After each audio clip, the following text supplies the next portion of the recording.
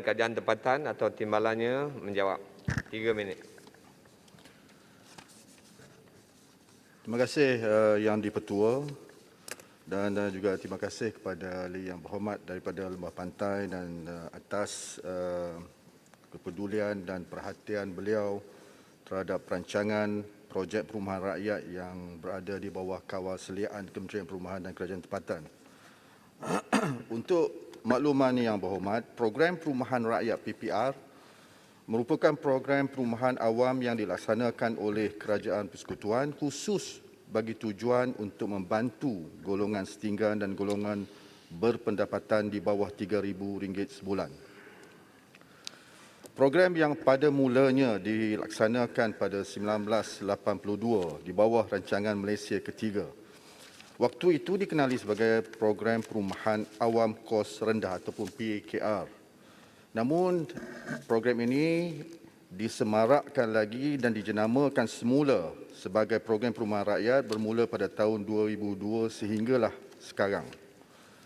Sebagai kementerian yang menjaga keperluan perumahan rakyat pelbagai lapisan, KPKT sentiasa berusaha untuk memastikan unit-unit PPR yang dibangunkan dapat disiap dan diserah mengikut perancangan yang telah ditetapkan. Kerajaan melalui KPKT menyediakan 2 jenis program PPR, iaitu PPR dimiliki dan juga PPR disewa. PPR dimiliki adalah unit PPR yang dijual kepada pemohon yang berkelayakan, manakala PPR disewa ditawarkan kepada rakyat yang masih belum berkemampuan untuk memiliki kediaman.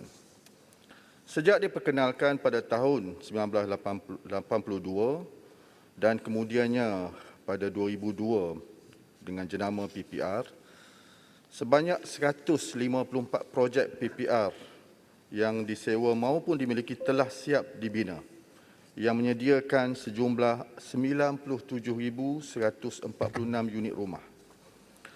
Merujuk soalan asal yang berhormat, dalam tempoh 2018 sehingga kini, sebanyak 26 projek merangkumi 11,710 unit rumah PPR yang telah siap dibina, sebanyak 28 projek merangkumi 10,570 unit rumah yang sedang dalam pembinaan, manakala 11 projek yang merangkumi 4,120 unit rumah yang berada dalam peringkat perancangan di seluruh negara.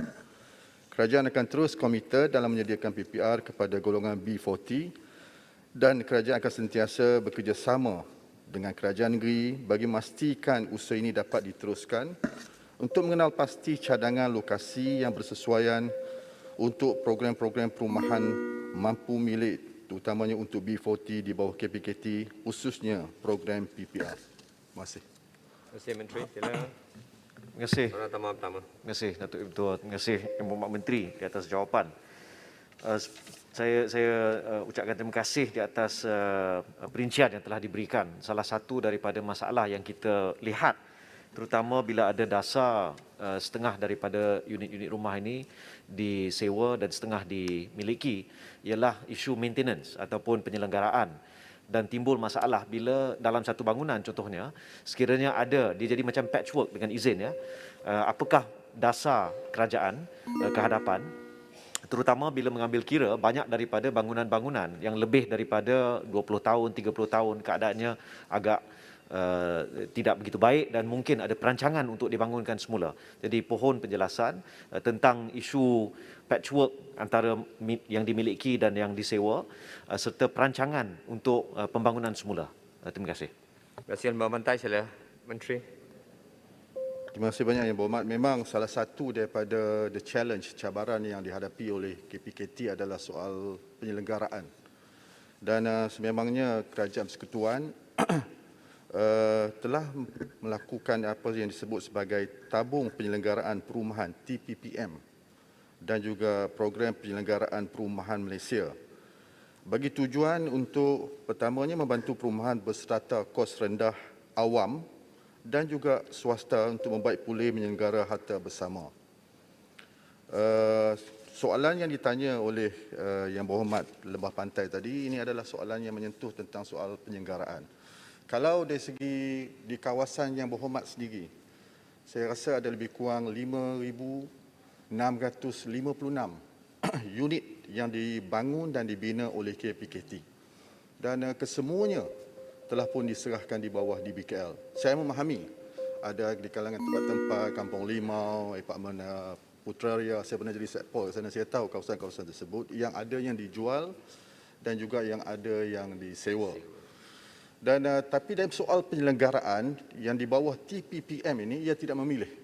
Kalau kita turun, maka kita akan lihat kata keperluan-keperluan untuk mewajahkan semula dari segi nakcat, dari segi pembaikan, dari segi bumbung dan sebagainya untuk dilakukan. Cuma saya nak maklumkan perkara lagi, kita ada cabaran juga. Kita ada sekitar 3,519 skim perumahan yang lama-lama, yang tak ada JMB, yang tak ada MC. Yang dahulunya kalau ingat Muhammad, dia 450 kaki persegi yang dibina kadang-kadang sebelum lagi daripada akta pemilikan strata diperkenalkan. Dan mereka ini adalah antara bangunan yang agak tidak terbela. Sebab itu dalam belanjawan kali ini saya nak mohon juga kepada Kementerian Kewangan untuk melihat sejumlah yang kata 3,519 skim yang jumlah dia keseluruhannya hampir 554,000 untuk juga mendapat pembelaan. Saya rasa kalau di tempat yang berhormat mungkin macam Taman Bukit Angkasa. I think that could be one of that. Dan insya-Allah itu adalah antara